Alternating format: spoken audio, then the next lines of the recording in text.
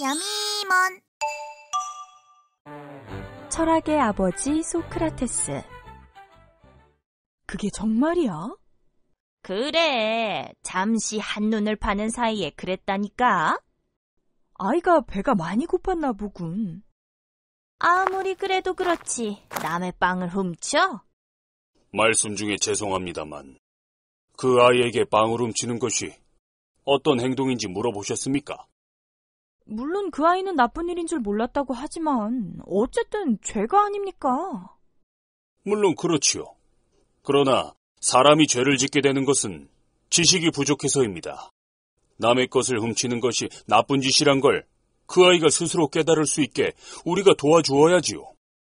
사람들에게 바른 생각을 할 수 있도록 도와준 이 사람. 그가 바로 철학의 아버지 소크라테스예요. 아들이요, 나의 아들. 이 아이의 이름을 소크라테스라 하겠소. 소크라테스는 조각가인 아버지와 산부인과 의사인 어머니 사이에서 태어났어요. 소크라테스는 대머리에 넓적한 들창코, 그리고 앞으로 튀어나온 눈을 가진 아주 못생긴 얼굴이었지요. 그러나 그는 똑똑한 머리와 끈질긴 인내심을 가졌어요. 여보, 또 멍하니 생각을 하고 있군요. 깊은 생각은 좋은 일이야. 올바른 행동을 하게 해주거든. 아이고, 답답해. 남편이란 작자가 돈도 안 벌어오고. 이거나 맞고 얼른 정신 차려요. 소크라테스는 위대한 철학자였지만 그의 아내는 그것을 인정하지 못하고 늘 남편을 구박했어요. 그러나 소크라테스는 참고 또 참았지요. 스승님, 어서 나라 밖으로 몸을 피하십시오. 그럴 수 없다. 스승님을 시기하는 자들이 스승님을 어려움에 빠뜨리고 있어요. 이대로 있으시면 꼼짝없이 죽임을 당하게 될 겁니다. 그래도 할 수 없어. 악법도 법이라네. 우리가 이 나라의 시민이라면 법을 지키는 수밖에 없어. 난 도망가지 않아. 소크라테스는 자기를 시기하는 자들에 의해 억울한 누명을 쓰고 그만 생을 마감해야 했어요. 그러나 이후에 소크라테스의 철학은 많은 사람들에게 영향을 주었고 지금까지도 우리에게 위대한 철학자로 남아있답니다.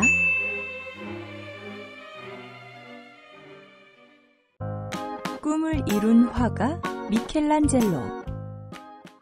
아니, 이 녀석이! 어서 회초리를 가져오너라! 미켈란젤로의 아버지가 왜 이렇게 화가 나셨을까요? 종아리를 대거라! 어린 아들의 종아리에 매질하는 아버지의 마음은 몹시 아팠어요. 왜 아비 말을 듣지 않는 거냐? 하라는 공부는 안 하고 왜 또 그림을 그리는 게냐고! 이탈리아의 피렌체에서 경찰서장으로 있었던 아버지는 자식들이 실업계 학교에 들어가 은행가가 되기를 바랬어요. 하지만 아버지의 꾸지람에도 불구하고 미켈란젤로는 그림을 그렸지요. 아버지, 저는 그림이 너무너무 그리고 싶어요. 화가가 되고 싶다고요. 아들의 간절한 소망에 아버지도 몇 날 며칠 고민하지 않을 수 없었어요. 결국 미켈란젤로가 화가가 될 수 있도록 도와주셨답니다. 미켈란젤로는 당시 이탈리아에서 유명한 화가인 기를란다요 선생님에게 그림을 배우기 시작했어요. 한 번은 어떤 교회에서 선생님에게 벽화를 그려달라고 부탁을 했어요. 미켈란젤로야, 네가 그 벽화 밑그림을 그려보지 않겠니? 제가요? 네, 한번 그려보겠습니다. 미켈란젤로는 열심히 그림을 그렸어요. 그런데 미켈란젤로의 그림을 본 선생님은 깜짝 놀라고 말았어요. 아니, 이 그림이 13살 어린애가 그린 그림이란 말인가? 내가 벽화에 쓰려고 그린 그림보다 훨씬 더 훌륭하군. 과연 이 아이는 천재야, 천재! 선생님은 뛰어난 제자의 솜씨에 감탄할 수밖에 없었어요. 미켈란젤로는 그림뿐 아니라 조각과 건축에도 많은 관심이 있었어요. 그래서 그에 대한 공부도 게을리하지 않았죠. 그러던 중 로렌초 공작에게 재능을 인정받았어요. 미켈란젤로, 그대는 참으로 훌륭한 예술가요. 내가 뒤를 봐줄 테니 당신은 계속 작품에만 전념하시오. 공작의 후원 속에 미켈란젤로는 더욱더 열심히 예술가로서 해야 할 공부에 전념할 수 있었답니다. 미켈란젤로는 20대에 이미 화가로서 유명해졌어요. 천재 화가의 작품을 본 사람들은 그 훌륭한 작품에 푹 빠져버렸으니까요. 미켈란젤로의 그림은 정말 훌륭해. 마치 사람을 빨아들이는 마술을 가진 것 같아. 89세의 나이로 세상을 떠나기 전까지 미켈란젤로는 자신에게 주어진 귀한 재능을 많은 훌륭한 작품들로 남겼답니다. 그런데 말이죠. 만약 미켈란젤로의 아버지가 아들을 은행가로 만들어버렸다면 어떻게 됐을까요? 아마도 지금 남아있는 그의 아름다운 작품들은 아무도 만나볼 수 없었겠죠?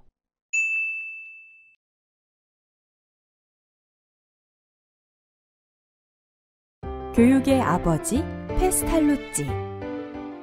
하리, 일어나서 주기도문을 외워보아라. 뜻도 모르고 입으로 외우기만 하면 뭐랍니까? 아니, 이 녀석 건방지구나. 너 외우지 못하니까 핑계를 대는 거 아니야? 어서 일어나서 외워봐. 싫습니다. 저는 외울 수 없습니다. 어린 하리는 이렇게 말하며 자리에서 꿈쩍도 하지 않았어요. 이 소년이 훗날 교육의 아버지라 불리운 페스탈로찌였어요. 페스탈로찌는 1746년 스위스의 취리히에서 태어났어요. 그의 아버지는 돈 없는 사람들을 무료로 치료해주는 훌륭한 의사였고, 어머니는 고아원에 먹을 것을 보내며 늘 가난한 사람들을 도와주는 생활을 하셨지요. 하리, 넌 사람들의 마음을 고쳐주는 의사가 되어라.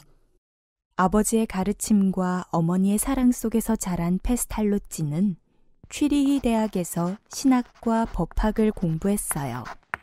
그 당시엔 상류층 자녀들이나 부자들만이 교육을 받을 수 있던 때라 가난한 집 아이들은 배우고 싶어도 배울 수 있는 기회가 없었지요. 페스탈로찌는 그것이 늘 마음에 걸렸어요. 하나님 앞에 인간은 누구나 평등한 거야. 가난한 사람들도 교육받을 권리가 있다고. 페스탈로찌는 대학을 그만두고 그때부터 농장을 경영하기 시작했어요. 이곳을 가난한 사람들을 위한 교육의 장소로 사용해야지.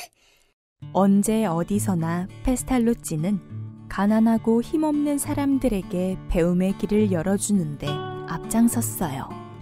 1798년엔 고아원을 세워 전쟁 고아들을 돌보았고 1818년 그의 나이 73세에 빈민들을 위한 학교를 세우기도 했지요. 평생을 가난한 사람들과 고아들을 위해 헌신하며 모든 인간이 평등하게 교육받아야 한다고 외치던 페스탈로찌는 인간의 사랑을 바탕으로 참다운 교육을 부르짖은 선구자였어요.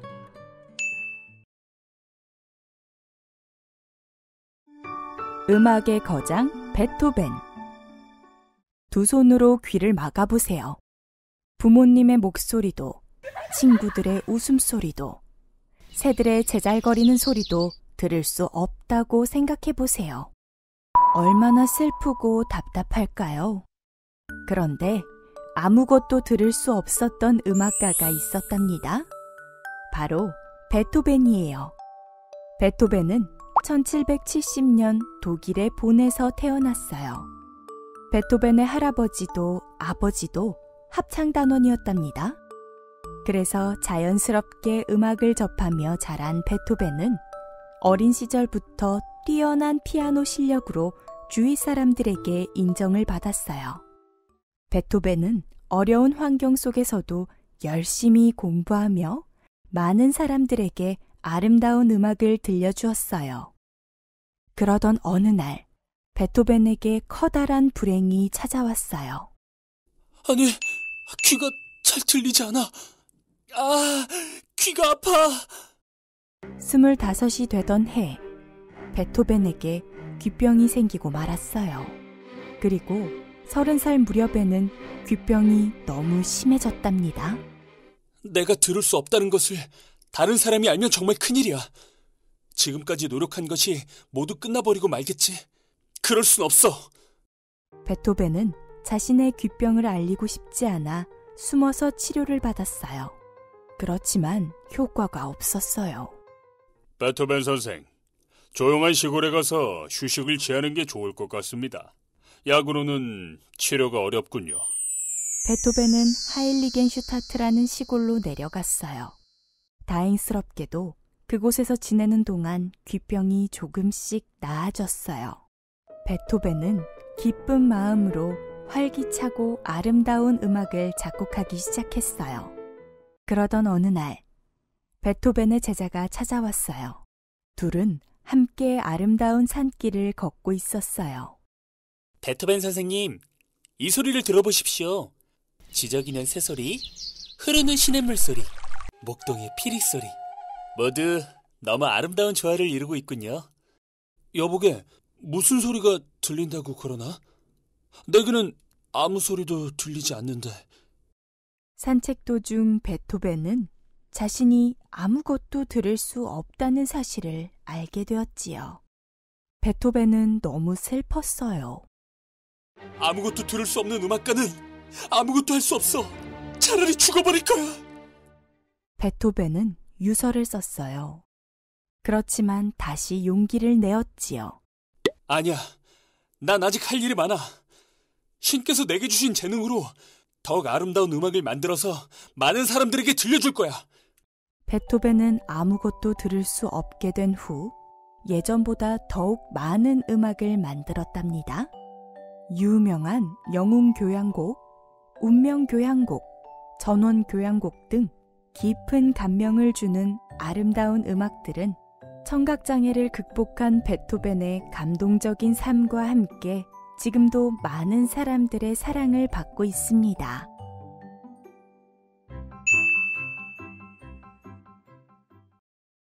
다이너마이트를 발명한 노벨. 알프레드 베르하르드 노벨은 1833년 10월 21일 스웨덴에서 태어났어요. 알프레드는 어려서부터 호기심이 많고 영리한 아이로 주변의 많은 사람들로부터 칭찬을 받았지요. 또 세계 여러 나라를 여행하며 화학을 연구하고 발명가들을 만나고 견문을 넓히며 청년 시절을 보냈답니다. 청년이 된 노벨은 폭탄에 많은 관심을 가지고 있었어요. 소베르로라 씨, 당신이 새로운 포객을 발명했다는 소식을 듣고 찾아왔습니다. 네, 제가 발명한 것은 니트로글리세린이라는 것인데 폭발 성능이 뛰어나 예전의 화약과는 비교도 할 수 없을 정도입니다. 그렇지만 한 가지 문제점이 있는데. 문제점이라뇨? 그게 뭡니까? 매우 위험하다는 것입니다. 그러니까 실험에 사용하는 것도 아주 조심해야 합니다. 언제 폭발해버릴지 모르니까요. 노벨은 이 니트로글리세린이라는 물질로 엄청난 폭탄을 만들 계획을 세웠어요. 그래서 공장을 세워 안전하게 운반하고 강력하게 폭발시킬 수 있는 방법을 연구했지요. 많은 실패와 성공을 거듭한 결과 사용이 편리하고 강력한 다이너마이트라는 폭탄을 만들게 되었어요. 다이너마이트는 전 세계적으로 유용하게 사용되었답니다. 그렇지만 세계대전이 터지면서 다이너마이트가 전쟁에 더 많이 쓰이게 되었어요. 노벨은 엄청난 부자가 되었지만 자신이 만든 폭탄 때문에 많은 사람들이 죽어가는 것을 보고 몹시 괴로웠어요.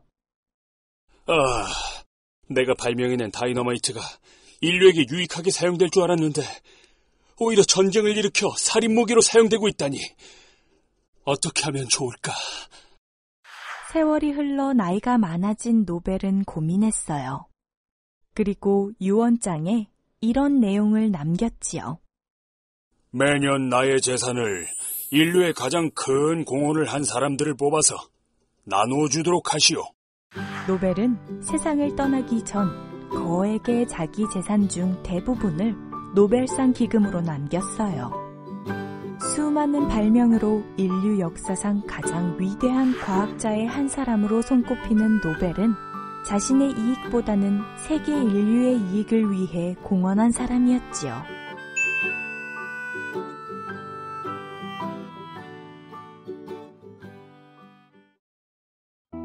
꿈과 희망의 모험가 마크 트웨인. 엄마, 세뮤얼이 또 열이 나요. 저런. 세뮤얼은 너무 약해서 큰일이구나. 어서 가서 얼음물 좀 가지고 오렴. 작고 여린 저 아이. 저 아이가 훗날 재밌는 이야기와 재치로 우리에게 희망을 전해주었던 유명한 작가 마크 트웨인이에요. 마크 트웨인은 1835년 미국의 플로리다에서 태어났어요.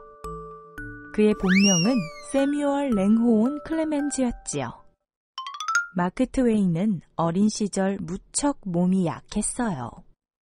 그러나 그는 미국 중서부의 미주리주 하니발이라는 시골에서 자라면서 점차 튼튼하고 건강하게 자랐어요.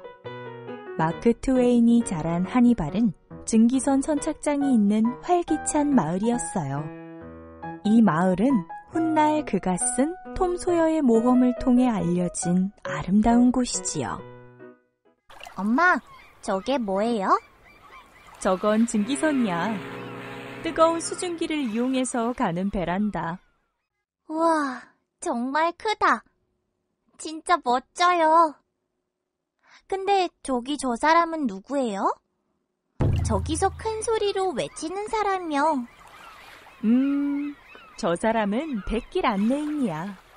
저 사람이 없으면 배가 안전하게 항해할 수 없겠지? 어린 마크 트웨인은 이때부터 어른이 되면 꼭 백길 안내인이 되겠다고 다짐했어요.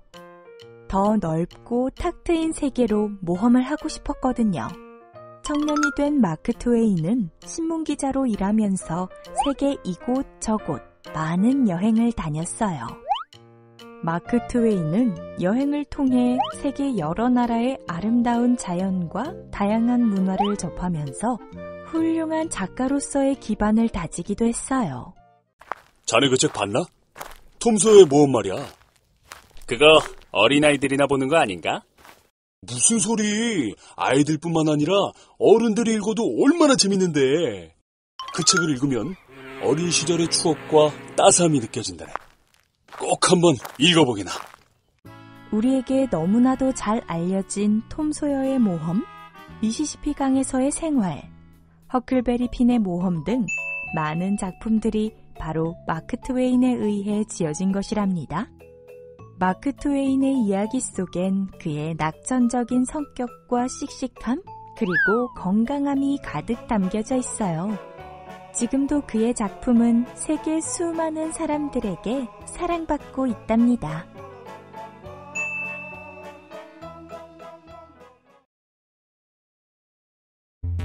전화기를 발명한 벨. 따르릉 따르릉. 하루에도 여러 번 울리는 전화. 전화기는 참 신기하지요? 아주 멀리 떨어져 있는 사람이 바로 내 옆에서 이야기하는 것처럼 들리니까요. 도대체 전화기는 어떻게 해서 만들어졌을까요? 알렉산더 그레이엄 벨은 미국의 보스턴 농아학교에서 아이들을 가르치고 있었어요. 듣지 못하는 아이들이 소리를 이해할 수 있다면 얼마나 좋을까? 벨은 소리의 구조를 나타내어 듣지 못하는 아이들에게 소리가 무엇인지 이해시키고 싶었어요. 그 따뜻한 마음이 바로 전화기를 발명하게 된 동기가 되었어요. 벨의 집안은 할아버지 때부터 농아들을 돕는 일을 하고 있었어요. 벨의 어머니는 청각장애인이었어요. 이런 가정환경 속에서 자란 벨은 어려서부터 자연스럽게 사람의 음성과 그 기능에 대해 많은 관심을 갖게 되었지요. 당시에는 멀리 떨어진 사람들과 소식을 주고받을 수 있는 것은 모스 부호와 전신기를 이용한 방법뿐이었어요. 목소리를 주고받을 수 있다면? 벨은 소리를 내는 방법을 통해 전류를 이용하여 소리를 재생시키는 방법을 연구하게 되었어요. 1875년 벨은 연구를 도와줄 조수 왓슨을 만나 연구에 더욱 박차를 가했어요. 하지만 모든 것이 그렇게 순탄하지만은 않았어요. 여러 번의 실패를 경험하게 되자 주위 사람들이 연구를 그만두라고 말했을 정도였지요. 이보시오, 벨 선생. 당신이 하는 연구는 아무래도 여기서 그만두는 게 좋지 않겠소. 괜히 시간 낭비, 돈 낭비하는 것 같아서. 아닙니다. 여기서 포기할 수는 없습니다. 조금만 더 기다려 주십시오. 반드시 해내고 말겠습니다. 그렇게 연구에 연구를 거듭하던 어느 날이었어요. 벨과 왓슨은 서로 다른 방에서 벨은 소리를 들을 수 있는 수화기를 조절하고 있었고 왓슨은 소리를 내는 송화기를 고치고 있었어요. 이런 진동판이 멈췄군. 어떻게 해야 다시 움직일까? 이렇게 퉁겨볼까? 왓슨은 진동판을 잡아당겨 퉁겨보았어요. 그런데 그때 벨의 수화기로 퉁 하는 소리가 들린 거예요. 아니, 이게 무슨 소리지? 자네 지금 어떻게 한 건가? 벨이 깜짝 놀라 뛰어나왔죠. 아, 벨 선생님. 저는 그저 진동판을 퉁겼을 뿐인데요. 뭐가 잘못됐나요? 여보게, 내가 이 방에서 자네가 진동판 퉁기는 소리를 들었다네. 이 수화기를 통해 말이지. 그 이후 벨과 왓슨은 더욱 열심히 연구했어요.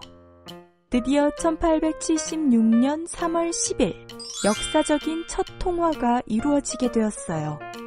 세계 최초의 전화기로 벨이 통화한 내용을 들어볼까요? 왓슨, 볼 일이 있으니 이리 와보게. 이 첫 통화 내용은 다음날 신문에 대문짝만하게 실렸지요. 전화를 발명했을 당시 20대였던 벨은 엄청난 부와 명예를 얻게 되었답니다. 모두들 부러워하는 자리에 오르게 된 거죠. 하지만 벨은 그 자리에서 물러나 농화교육과 발성법에 대한 연구를 계속했어요. 그리고 그 후 여러 방면으로 많은 발명과 활동을 하던 벨은 1922년 8월 2일 세상을 떠나고 말았어요.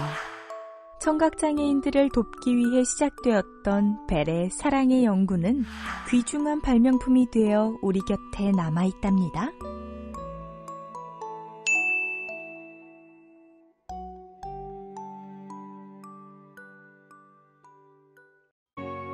발명왕 에디슨.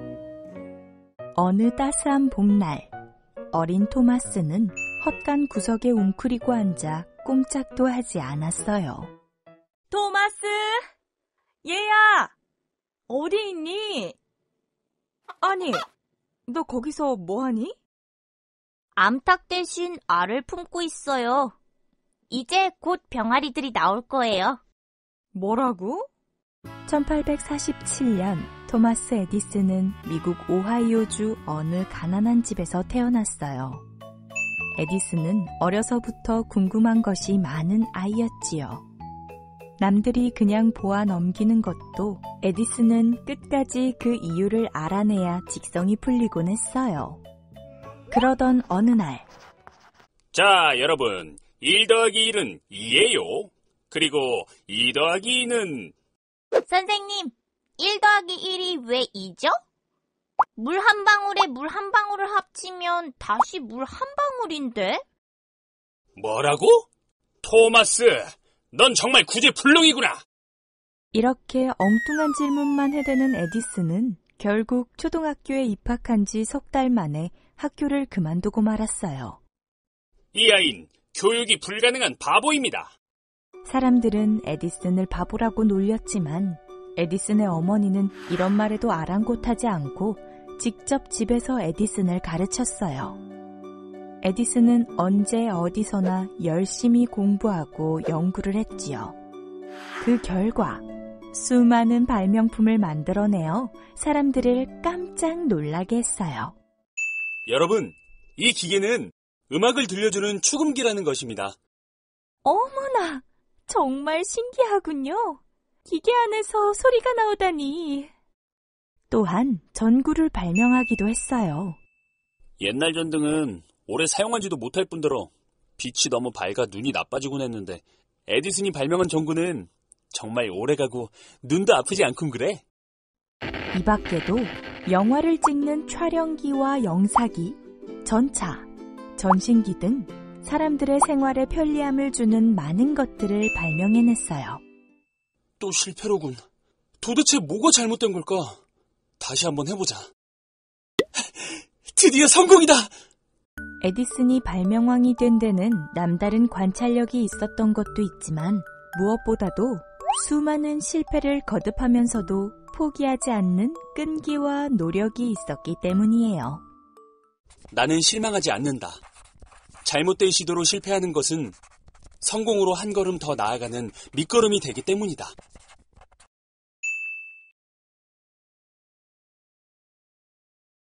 아프리카의 태양 슈바이처. 알베르트 슈바이처라는 소년이 있었어요. 그는 음악을 사랑하고 매우 영리했어요. 어린 슈바이처는 종종 동네 친구들과 씨름을 하며 놀았어요. 한 번은 슈바이처가 자신보다 덩치가 큰 친구와 씨름을 했어요. 으라차차차차차짜! 야호! 내가 이겼다! 치! 나도 너처럼 늘 고기 스프를 먹는다면 너까지 거쯤은 쉽게 이길 수 있어! 이 말을 들은 슈바이처는 속으로 깜짝 놀랐어요. 그렇구나. 이 친구는 가난해서 나처럼 잘 먹지 못하는구나. 슈바이처는 친구들에게 미안한 마음이 들었어요. 그 후로 슈바이처는 고기 스프를 먹지 않았다고 해요. 세월이 흘러 어느덧 슈바이처는 슈트라부르크 대학에 입학했어요. 대학에서 철학과 신학을 공부하면서 한편으로는 오르간 연주자로도 활동을 했어요. 슈바이처는 당시 파리에서 가장 유명한 오르간 연주자이자 교수인 비도르에게 음악 교육을 받았어요. 슈바이처, 자네는 아주 뛰어난 오르간 연주자네. 게다가 바하에 대한 자네 생각이 아주 흥미롭군. 그런 자네의 생각을 책으로 써보는 게 어떻겠나? 스승님의 권유로 슈바이처는 바하라는 책을 출판했어요. 이 책은 지금도 음악을 공부하는 사람들이 꼭 읽어야 할 책으로 손꼽힌답니다.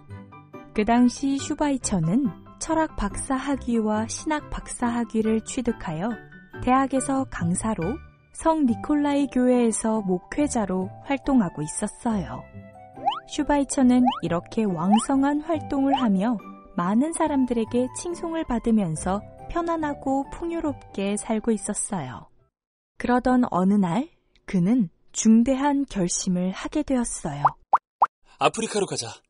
가서 병으로 고통받고 있는 사람들을 치료하고 그곳에다 병원을 지어야지. 하지만 주위의 많은 사람들이 슈바이처를 말렸어요. 자네 제정신이 아니군. 교수직도 목사직도 즐기던 음악도 모두 버리겠다는 건가? 세상을 포기하는 어리석은 짓이야. 자네는 지금 현실을 도피하고 싶은 걸세. 그건 일종의 허영심이야. 하지만 슈바이처는 이렇게 말했어요. 다른 사람을 위해 헌신하는 것이 오히려 더 많은 것을 얻을 수 있는 값진 삶이라고 생각합니다. 저는 21살 때 이런 결심을 했어요. 30살까지 나를 위해 학문과 예술을 공부하고 그 이후에는 다른 사람을 위해 봉사하리라고 말이죠. 이제 30살이 되었으니 지금부터 봉사하는 삶을 살 것입니다. 슈바이처는 다시 의과대학에 입학했어요. 7년 동안 의학을 공부한 뒤 의사 자격을 취득하여 부인과 함께 아프리카의 람바레네로 떠났어요. 슈바이처의 아내도 아름다운 마음을 가진 사람이었어요. 남편의 생각에 동의하여 자신도 간호사 훈련을 받았거든요. 여보, 어떡하죠? 여긴 병원으로 쓸만한 건물이 없어요. 하는 수 없지. 우선 이렇게라도 해서 진료를 시작하는 수밖에. 그 당시만 해도 아프리카에는 의료시설이라고 하나 없었어요. 그래서 슈바이처 부부는 병원 건물 대신 닭장을 고쳐 진료실로 사용했어요. 그 외에도 여러 가지 어려움이 많았어요. 오, 아플라 신이여! 이 사람의 저주를 풀어주소서. 아프리카인들은 병이 나면 신의 저주를 받아서 그런 거라고 믿었기 때문에 병원보다는 무당을 찾아가 구슬하기 일쑤였어요. 그래서 쉽게 나을 수 있는 병인데도 치료할 시기를 놓쳐 더 심해지거나 심지어는 죽기도 했어요. 그런 아프리카인들에게 닭장 진료실은 생명을 살리는 소중한 장소가 되었지요. 슈바이처 박사님은 하늘에서 내려온 천사님이셔. 슈바이처는 아프리카인들의 병을 고쳐주는 의사로, 하나님의 말씀을 전하는 선교사로 그들 가까이에 있는 친구가 되어주었어요. 그에게는 많은 어려움이 있었지만 굳은 신앙심과 강한 의지, 그리고 가족의 사랑으로 극복할 수 있었어요. 슈바이처의 이런 놀라운 희생과 봉사는 전 세계를 감동시켰고 마침내 1952년에 노벨 평화상을 수상하게 되었지요. 누군가 슈바이처에게 이렇게 물었어요. 당신은 진짜 행복했습니까? 슈바이처가 대답했어요. 나는 희생당하거나 불행하지 않은 삶을 살았습니다. 이 세상에서 아무것도 바라지 않고 일한다는 것, 그것이 저에겐 진정한 행복이었습니다. 90세의 슈바이처는 아프리카의 람바레네에서 자신을 믿고 사랑하는 아프리카 친구들의 작별 인사를 받으며 하늘나라로 떠났어요.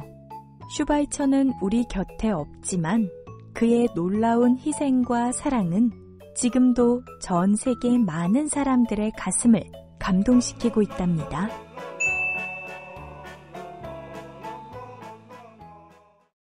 버려진 사람들의 어머니, 마더 테레사. 우리 주위에는 아프고 외로운 사람들이 많이 있어요.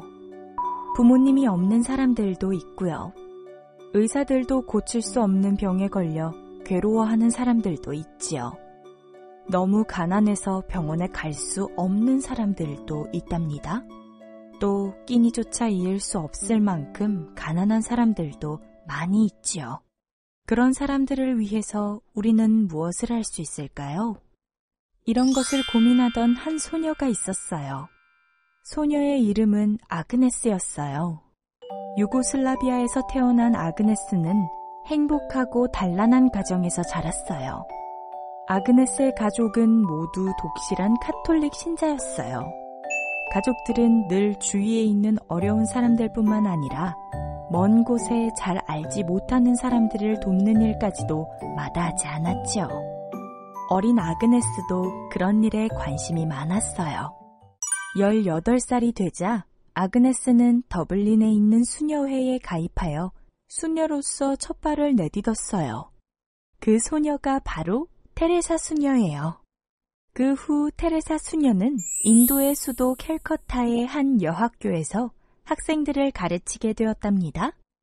그러던 어느 날 기차 안에서 조용히 기도를 하고 있던 테레사 수녀는 기도 중에 하나님의 음성을 듣게 되었어요. 테레사야, 네가 가난한 사람들과 병든 사람들에게 사랑을 나눠주길 바란다. 오, 하나님, 그 말씀을 따르겠습니다. 제가 가난한 사람들 가운데 살면서 그들을 도와주는데 제 모든 것을 바치겠습니다. 테레사 수녀는 수녀회를 나와 인도의 가난한 사람들이 많이 살고 있는 곳으로 갔어요. 그리고 그곳에서 가난한 사람들 중에서 가장 가난한 사람들과 함께 살면서 사랑을 베풀었답니다. 테레사 수녀는 외로운 사람들에게 친구가 되어주고 아픈 사람들을 치료해주고 배고픈 사람들에게 먹을 것을 나눠주었어요. 많은 사람들이 테레사 수녀의 사랑과 헌신으로 행복해질 수 있었어요. 세계 여러 나라에서는 테레사 수녀의 훌륭한 일을 칭찬하기 위해 상과 상금을 주었어요. 하지만 그녀는 이 상금을 모두 가난한 사람을 돕는 데 사용했답니다. 세월이 흘러 나이가 많아진 테레사 수녀는 건강이 몹시 나빠져 병원에 입원을 하게 되었어요. 그때 테레사 수녀는 이렇게 말했어요. 저에게는 치료가 과분합니다. 치료는 하지 말아주세요. 저는 모든 가난한 사람들처럼 그냥 조용히 하나님 곁으로 가고 싶습니다. 많은 사람들이 병원 문턱조차 갈 수 없는데 저는 이렇게 치료를 받게 되다니. 저에게는 치료가 과분합니다. 1997년 87세의 나이로 생을 마감하기 전까지도 테레사 수녀는 많은 사람들을 사랑하고 돌보는 일에 앞장섰어요. 지금도 사람들의 가슴 속에는 테레사 수녀의 아름다운 삶이 깊이 남아있을 거예요.